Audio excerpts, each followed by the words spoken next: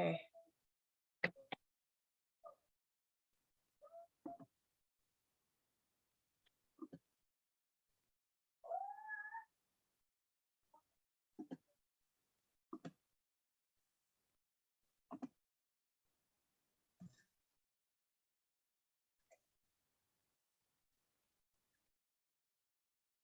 Okay.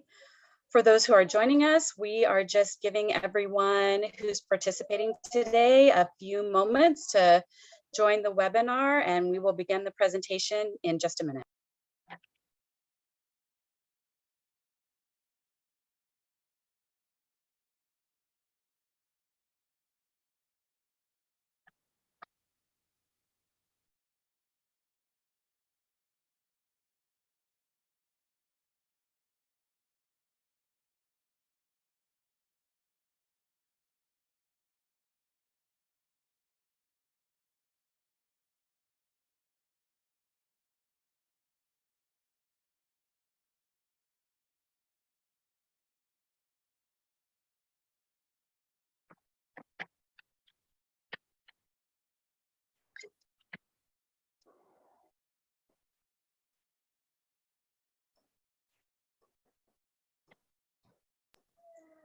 For those who are joining us for today's informational webinar, we're just giving our participants and panelists one more minute to join the Zoom, and we will begin presenting shortly.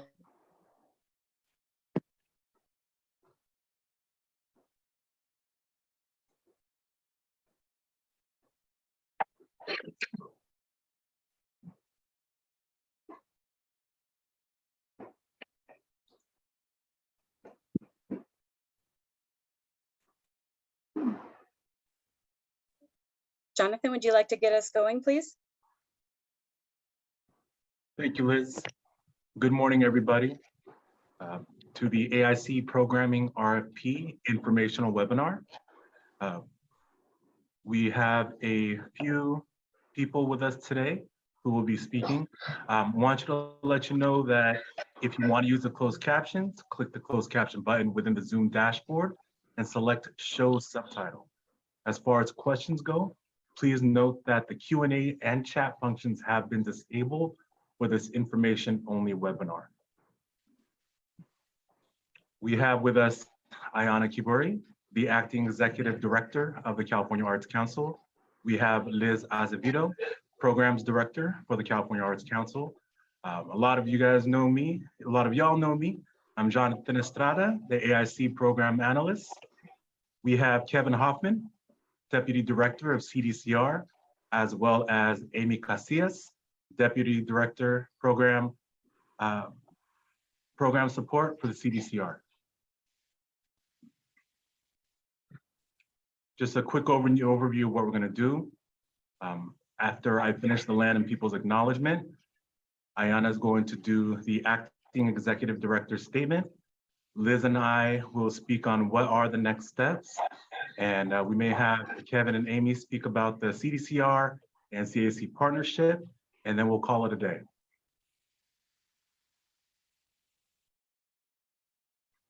Since there are more than 2 people joining us right now, the CAC and myself would like to take the time to state that we stand in solidarity with all Indigenous people of Turtle Island, and in particular, those of California. I'm acknowledging that where I currently stand and where our great work takes place is on the now occupied lands of the Miwok, Maidu, and the Nisenan people, for they are the past, present, and future stewards of this land. We support Native sovereignty, and we acknowledge the land we are borrowing is the first step in our journey to develop the relationships and cultural competencies that we need to truly support Native sovereignty. I would also like to take the time to acknowledge members of the African diaspora and their ancestors whose contributions, despite being birthed through the sweat and tears of slavery and institutionalized racism, has shaped our country's infrastructure and culture. I thank them as they have truly been the stewards of our culture, revolutionizing all avenues of the arts. And now we have Ayana Kiburi, who has something to say. Thank you, everyone. Thank you, Jonathan. So hello, everyone. My name is Ayana Kiburi, and my pronouns are she, her.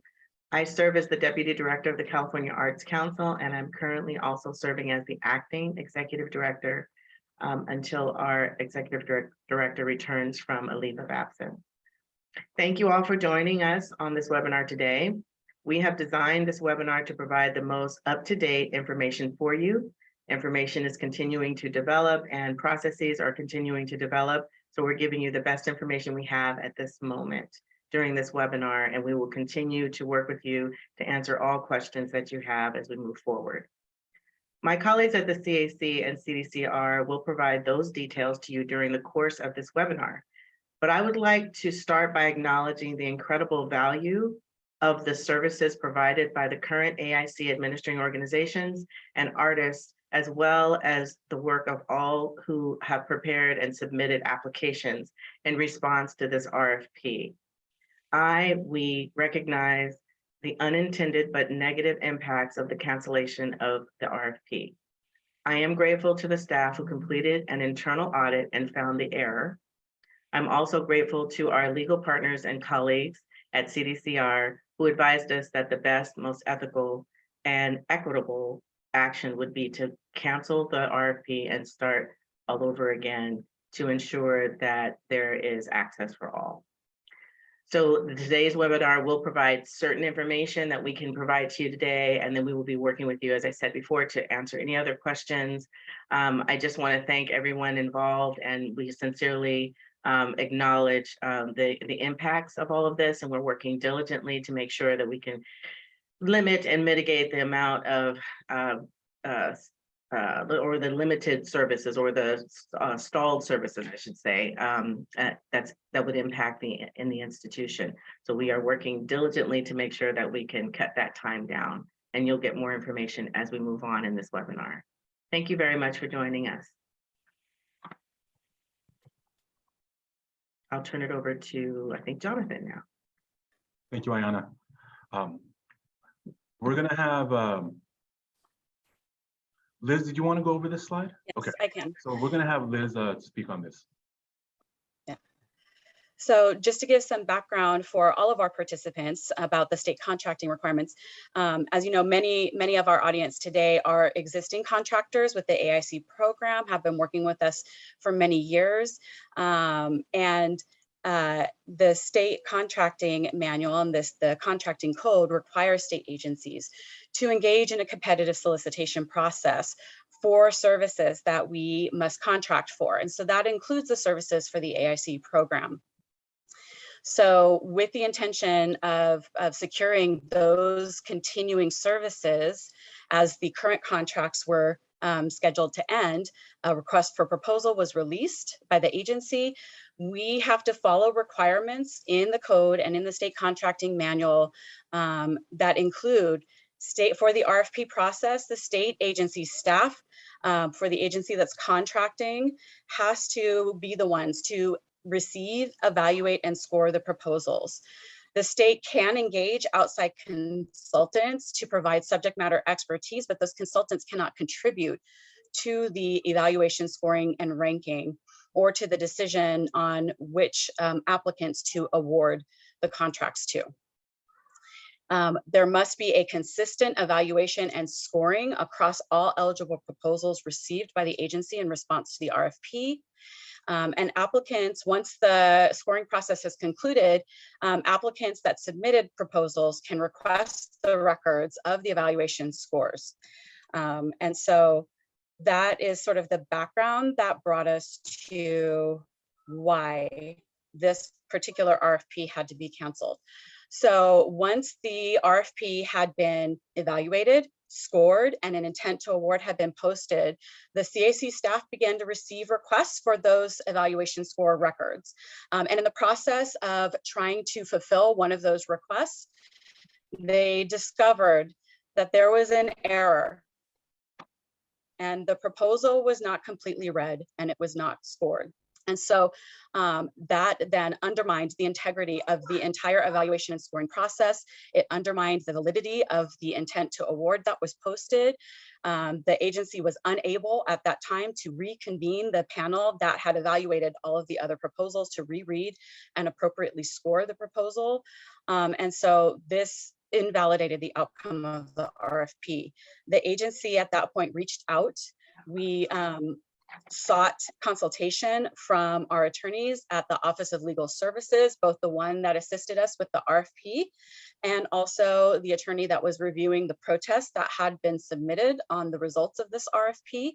And as a result of the consultation and considering all of the information the agency had available about this situation, it was determined that the most ethical action was to cancel the RFP and re-release to ensure that all applicants have a fair chance at being awarded the contract.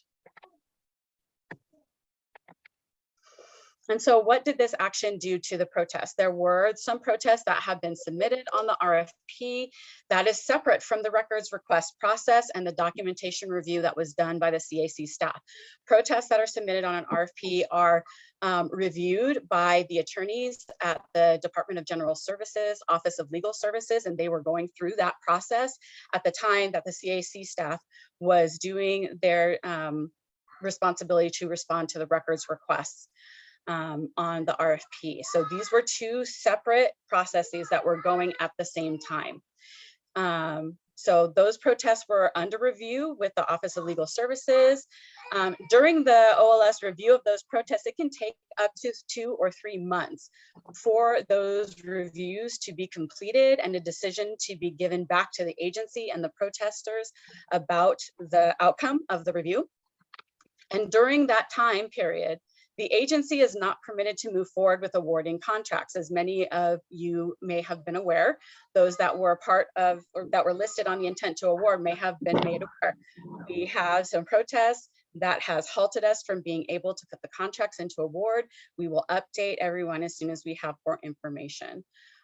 We also reached out to our partners at CDCR so that they would know and the facilities would know that there was already a pending delay of up to 2 to 3 months while the protests were being reviewed and responded to. Now, as a result of canceling the RFP, those protests have been dismissed as the solicitation and the intent to award have been rescinded with the canceling of the RFP. We do want to note that when a protest is has been submitted and is under review, what OLS is doing is they are reviewing the content of that protest to see if it has merit, to see if there was a problem, an issue, a flaw with the process the state agency completed for evaluating and potentially awarding the RFP, and then they would render a decision up to and including requiring the state agency to do exactly what we're doing right now, which is they may have required us at the end of those protests to redo the RFP. So there may have been a similar outcome to the protest if we had not moved to cancel as a result of the error that had occurred with the evaluation and scoring of the RFP that made it necessary for us to cancel and work to re-release the RFP. Also want to highlight for the audience, as some may be wondering, as part of the protest process, that does not include providing feedback to the organizations who had protested about the content or quality of the applications they submitted. It's just an evaluation of the content of their protest, the grounds on which they protested, and whether or not the state agency needed to either change the intent to award or retract and redo the RFP. Okay, some next steps. As a result of having to cancel the RFP, the agency is preparing to re-release the RFP.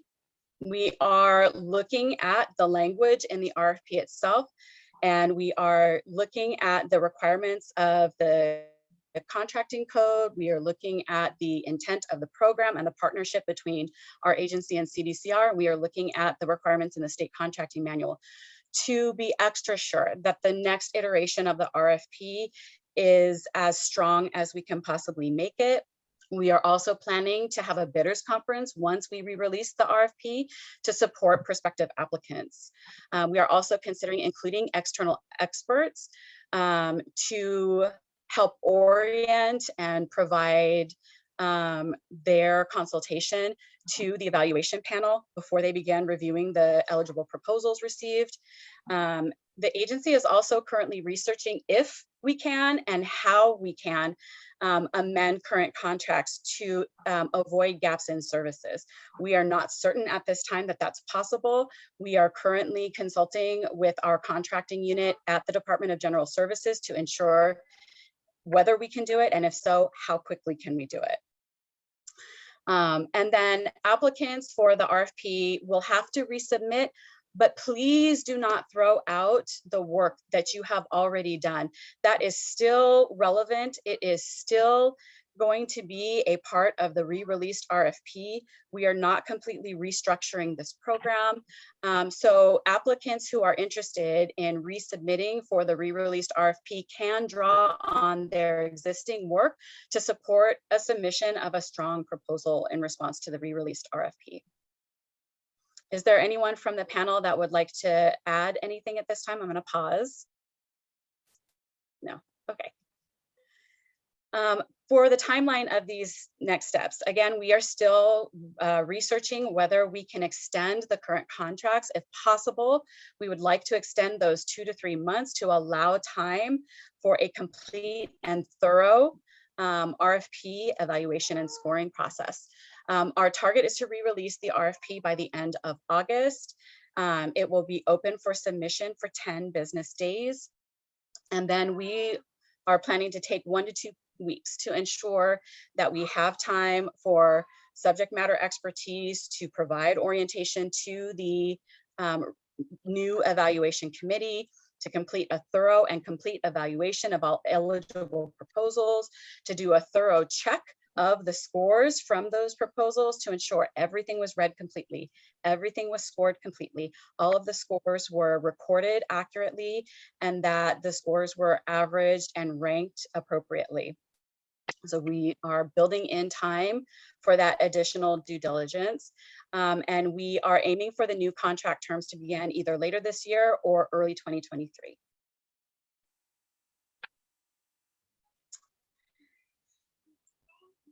And then now I am yielding the floor to our partners at CDCR to speak more about our ongoing partnership for the AIC program. Thank you, Liz. I'm Amy Casillas, Deputy Director within DRP at CDCR, and I want to thank our partners at the California Arts Council. Just as everybody on this call, we were all disappointed to learn that we had to go ahead and rescind the offer, but we appreciate them being so diligent and ensuring that it's the most ethical and equitable option for them to take. So thank you very much to our partners. And we just wanted to be here to kind of let everybody know that CDCR completely supports the California Arts Council in the Arts and Corrections program. As a reminder, the mission is up on the slide. The mission of the Arts and Correction program is to have a positive impact on the social and emotional well-being of people experiencing incarceration, promoting healing and interpersonal transformation, both inside and outside of the boundaries of their institution. And I wanted to actually read that, even though you can read, because I think it's very important. And so just want to ensure that everybody knows that the leadership of CDCR, as well as the facility management, is in support of the Arts and Corrections program and will continue to be so moving forward. Deputy Director Kevin Hoffman, did you have anything that you wanted to add? I just want to concur with what Ms. Casillas has said. These programs are very valuable and thoroughly enjoyed in the institutions, and we will be happy to see them back in as soon as possible. So thank you for all that you do, and we're looking forward to programs starting back up again.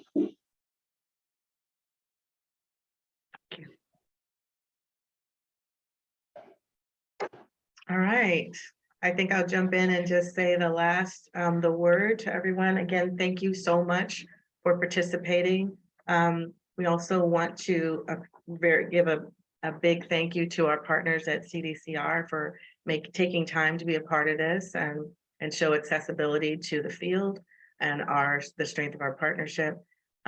We take our work here at CAC very seriously, and we always strive to provide excellent services. It pains us greatly when realizing that our process negatively impacted our partners, our coordinating organizations, and our artists. Please be assured that we are completing a review of all of our processes, as Liz shared, to ensure that an error of this magnitude and this impact does not happen again. And again, I just want to thank you. Please send any other questions to us. We will do our best to answer all of the questions and keep you updated as we move along our process of reissuing the RFP.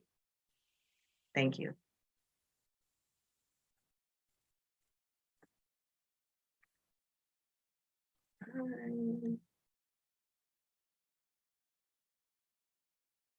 That's it. Bye, everybody.